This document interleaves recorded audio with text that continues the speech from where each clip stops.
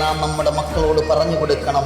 നമ്മുടെ രാജ്യത്തെ സംബന്ധിച്ച് പിടിച്ചെടുക്കാനും കൈപ്പിടിയിൽ ഒതുക്കാനും അടിയറവ് പറഞ്ഞവനെ അടിയനാക്കി അടിമയാക്കി തനിക്കു കീഴിൽ കീഴാളനാക്കി ഭിന്നിപ്പിച്ചു ഭരിക്കാം എന്ന വ്യാമോഹവും പേറി പലവിധ കുതന്ത്രങ്ങളുമായി ആഴി താണ്ടി വന്നവനെ കടലിന്റെ ഉപ്പരസവും ഇരുളും കാട്ടിക്കൊടുത്ത സ്വദേശ സ്നേഹം ഹൃദയത്തിൽ പേറിയ ഒരു പിടി സമര നേതാക്കളുടെ ചോരയാൽ പൂവിട്ട പുലരിയാണ് ഓഗസ്റ്റ് 15.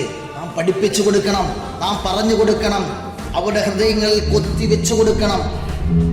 അതിഥിയെ ആതിഥേയത്വത്തോടെ സ്വീകരിച്ച നമ്മുടെ പൂർവിക സൂരികളെ മണ്ണോട് ചേർക്കാം എന്ന് മനക്കോട്ട കെട്ടിയ പറങ്കികൾ. ബ്രിട്ടീഷുകാർ അവരുടെ ഓർമ്മകൾ പോലും അവരെ ഭയപ്പെടുത്തുന്ന നിലയിലായിരുന്നു നമ്മുടെ സ്വാതന്ത്ര്യം. അതായിരുന്നു നമ്മുടെ മറുപടി. അവർക്കൊന്ന് ചിന്തിക്കാൻ, അവരുടെ ചിന്തകൾക്ക് പോലും ഭയം ഉളവാക്കുന്ന നിലയിലാണ് നമ്മുടെ സ്വാതന്ത്ര്യം. ഒരു കലാകാരന്റെ കൈവിരുതിൽ വിരിഞ്ഞ കലാസൃഷ്ടി കണക്കെ മനോഹരമായ മണ്ണ്, ഋതുവർണ്ണങ്ങളാൽ വൈവിധ്യമേറിയ ഭൂപ്രകൃതിയാൽ സുഗന്ധവ്യഞ്ജനങ്ങളാൽ കറുത്തവനെ നികൃഷ്ടനാക്കി കണ്ട വെള്ളക്കാരൻ തേടി വന്ന കറുത്ത പൊന്നിനാൽ പോലും സമ്പൽ സമൃദ്ധിയുള്ള സമ്പന്നമായിരുന്ന നമ്മുടെ ഇന്ത്യ, നമ്മുടെ രാജ്യം. അവകാശ ലംഘനം നടത്തിയവന്റെ നേരെ നിനക്കെന്തവകാശം എന്ന് ചോദിച്ച നമ്മുടെ നേതാക്കൾ, അവരെ വിസ്മരിക്കുന്ന ഒരു സാഹചര്യവും നമ്മുടെ ജീവിതത്തിൽ ഉണ്ടാവാൻ പാടില്ല.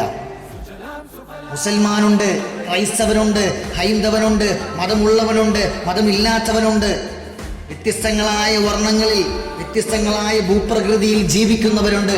ഇവരെല്ലാവരുടെയും ഒത്തൊരുമയായിരുന്നു നമ്മുടെ സ്വാതന്ത്ര്യം.